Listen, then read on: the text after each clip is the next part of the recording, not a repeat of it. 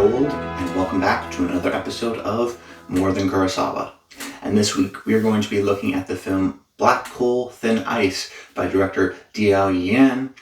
And if you're new to this series, which it is a new series, so I expect everyone to be, what I'm going to be doing with these videos for every single week up until next season's Oscars is discuss a new Asian movie every single week from a different Asian director.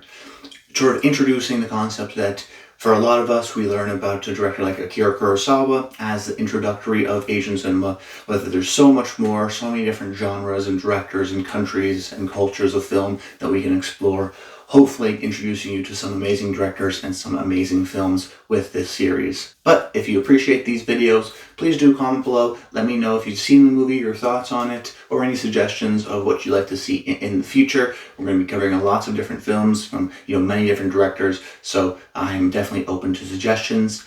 And for the structure of this show, I wanted to first discuss why I chose Diao Yinan for a director that I wanted to cover, why I chose this film later on, and then some of my personal thoughts on it. So because we cover a new director every single week, I do want to discuss a little bit about that director and why I'm only reviewing one of their films, but I decided to include them in the series because they're, this is essentially a portal, a gateway to many of their other great films. And I chose Diao Yinan because I wanted to cover a more modern director. The past two directors I've covered are still making movies, but they have a whole history of many films under their belt. Where as a filmmaker like Diao Yinan, he's got only 4 movies. His first one's very low budget, so really you'd only consider it like 3 movies. This one here that I'm going to be covering, Black Coal, Thin Ice, really broke him out onto the international scene in 2014. And yet, even though I was, following and liking movies during that time, this one kind of slipped under my radar. I wasn't too aware of it until I was doing some research for these videos, and I was really impressed by not only the 3 movies that I've seen of his last 3 movies, including this one, Black Wolf and Ice, but also his most recent movie, The Wild Goose Lake. So he's starting to, I think, materialize as a young, interesting director, still at the beginning of his career. And for, as much as we're going to cover the old masters and recontextualize them for a modern audience, I wanted to cover another director who is more modern, whose themes are starting to develop. And I think with his last 2 films in particular, Black Wolf and Ice and The Wild Goose Lake, we're starting to see certain themes kind of reprise in his filmography, themes of loneliness, of towns or places that people have forgotten about, and almost dark, nihilistic viewpoint on the world, silence, stillness, kind of a hauntedness in many of the atmospheres and the people that he portrays. Oftentimes his people aren't realistic humanist people like Hirokazu Koreeda, but ghosts, haunted people that are still living but are so traumatized by their past that they've become sort of shells of people. I think he's more interested in the relationship between people and places more so than the people themselves, and he has a very unique, distinctive pacing within his movies, but also his visual flair is really exciting.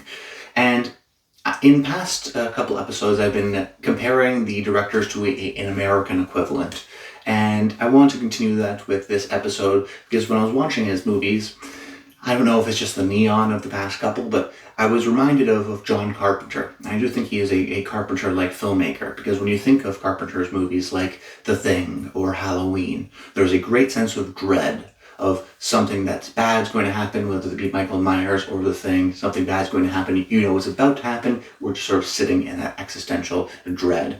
And I think Yan's movies also had that similar amount of dread, more so used on a mysterious level of a haunted aspect of these people, less supernatural in the way that Carpenter uses it, but still an absolute master of dread. And when I think about actually this movie that I'm going to be covering, Black Coal, Thin Ice, I was often reminded of another Carpenter movie, Escape from New York, which is a movie about a once populated place that is pretty empty, set at night, lots of empty streets, people aren't awake, but in the movie like Escape from New York, it's this populous city of New York that is supposed to be met with, sort of populated with a lot of people, and when it's not, it makes it even more sort of creepy and eerie. And I think also a movie like Black Coal, Thin Ice, because a lot of it takes place at night, during the winter.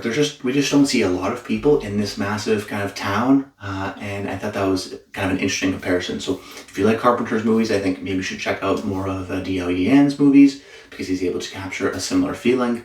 And then another reason why I wanted to cover Yinan just briefly here is because I want to make this series somewhat accessible. I think for a lot of us, including myself, when we think about international cinema or movies with subtitles, it can seem kind of like homework. Or if you're watching a black and white movie, it's like, oh, I have to go back, they've got a different pace, I have to pay attention, I can't be looking at my phone all the time. And I wanted to cover, a modern director here who's still in the beginning of his career.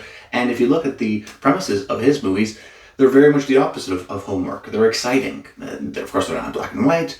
They're modern movies that are about gangsters and mobs and detectives and murder and crime and all exciting things that maybe you'd be interested in for a Hollywood movie. They have a similar pitch as well. So you don't always have to think of international movies as being homework, as being difficult to watch.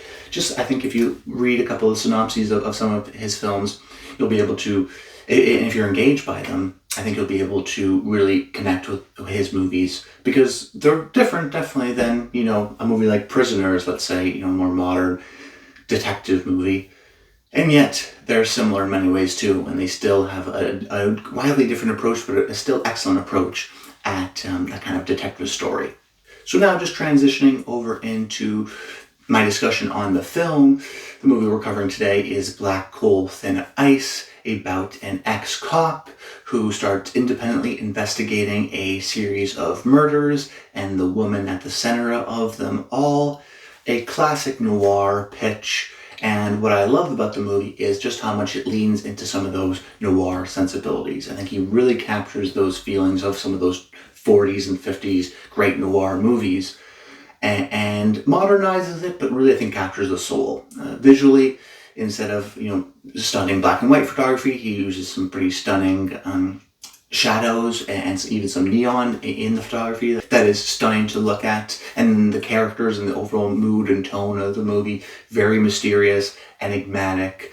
I think the nihilistic viewpoint of this film in particular kind of mirrors some of the noir movies of the past, and captures also the sense and feeling of the characters always being coy, always being sly.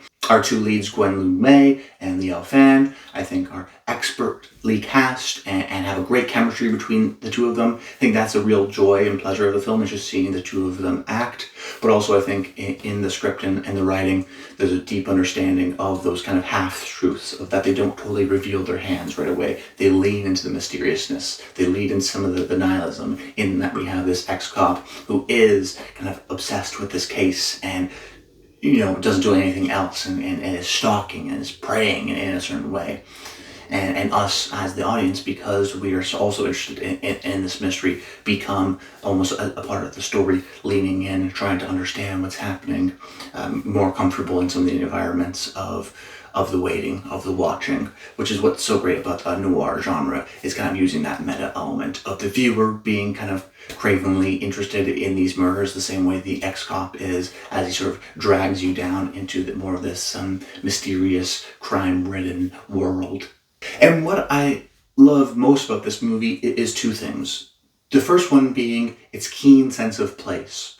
The movie is set in the northmost province of China, and even though I don't have the context of where this movie is set, I think Yinan teaches you and gives you a clear understanding of what kind of town this is. It's a depressed town, it's an empty town, a big town with not a lot of people, kind of an industrial mining town, you could say, producing coal, of course, based on the title, but also oil. So it's more of a blue-collar kind of a town, where there's a sense of place where something happened here, we just don't know exactly what happened. And whether that be the kind of silence that Yinan employs in the movie, very little score, so we hear the feet, the crunching of the snow. We feel the coldness because of course those actors and their performances, but also some of the set dressing. And then also kind of the stillness and the wide shots of his camera, very rarely employing those close-ups, I think allow us to kind of bathe ourselves within the actual setting so that it feels like a real place and not a movie set. So that's the kind of first thing why I love about the movie, is that keen sense of place. And then the other thing I like about this movie is just how interested it is in the past. And that's why it's a great noir movie, because I think that's a key kind of tentpole of a great noir, is that it's the man tracking down a crime that happened in the past, a woman trying to escape her own past, not wanting to reveal it, kind of bringing up these traumatic emotions, and the two kind of play really nice together. Because we have the northernmost province where maybe not a lot happens, there's a key sense of place, but also kind of a depressedness in the town, I think mirrors really beautifully the depressedness and the past that we're trying to trudge up from the traumatic events of the story, of these crimes, of this mystery. What does it lead to? So you have a classic kind of detective femme fatale story structure set in a place that is just perfectly mirrored towards that. Combined, I think, with just a general overall tone and mood of eeriness, of emptiness, of loneliness, all the nesses, but really kind of the sense of haunting. I mentioned earlier that I think a lot of Yinan's movies do a great job of almost being like ghost stories. And I think this is a similar way as well, where we're not learning the interiority of these people. They don't feel like real people. They feel like someone who's a shell of themselves. Which I think lends itself very nice to this story, and is a different approach to some of the other directors that we've covered, which I think are very humanistic. This one, very cold, very reserved, but I think makes the mysteriousness and the kind of scariness of the crimes even that more chilling and haunting, because they are so removed. So we know that there's a history, that there's a past to these people, to this relationship, to these crimes that we're trying to figure out, in the same way that we know there's a past to this town that we're also not necessarily privy to, and we get kind of an understanding of both those things as the movie goes along. It's a secret ghost story. It is a classic noir. It's haunting. It's enigmatic. It's a masterpiece of modern noir. And I think that it's a prime example that when it comes to Asian cinema, there is more than Kurosawa. But that's about it, guys. I hope you enjoyed the video. Make sure you comment below. Let me know your thoughts on this film if you've seen it, or in general if my pitch kind of intrigued you on it. I'd love to hear that in the comments down below, and subscribe to the channel so you don't miss next week's video and some of the interesting directors that we're going to be covering. This was a little bit more of an unknown director because I wanted to cover a new director, but we'll also get back to some of the tried and true classics of the old masters with maybe some of the other films that you've seen. That's about it. I hope you guys enjoyed the video, and until next time, stay tuned.